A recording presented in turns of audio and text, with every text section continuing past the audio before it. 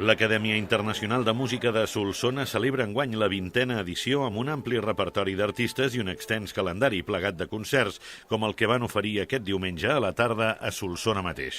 La inauguració, que havia tingut lloc el passat diumenge 1 d'agost, i en aquesta ocasió, aquest passat 15 d'agost, l'orquestra formada per estudiants de diferents països d'arreu del món va interpretar la primera sinfonia de Beethoven. Celebrem enguany la 20a edició de l'AIMS Festival.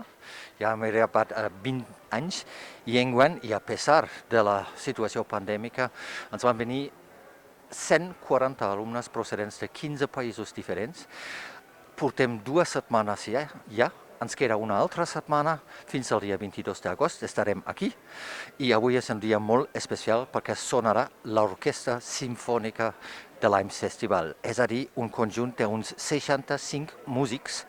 L'Acadèmia ha estat operant a Solsona durant 20 anys, oferint diferents tipus de programes.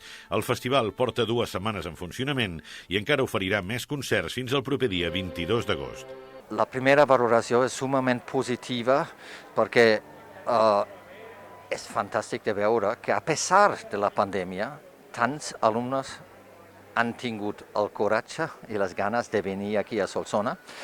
És evident que és un any difícil per nosaltres, els organitzadors, perquè les precaucions i les mesures de seguretat que hem de seguir dia per dia són extremes. La valoració fins al moment és molt positiva, ja que, malgrat la situació pandèmica, prop de 140 alumnes han participat al festival d'enguany, i tot i ser un any difícil per a l'organització, el festival ha complert les mesures sanitàries requerides sense cap incident.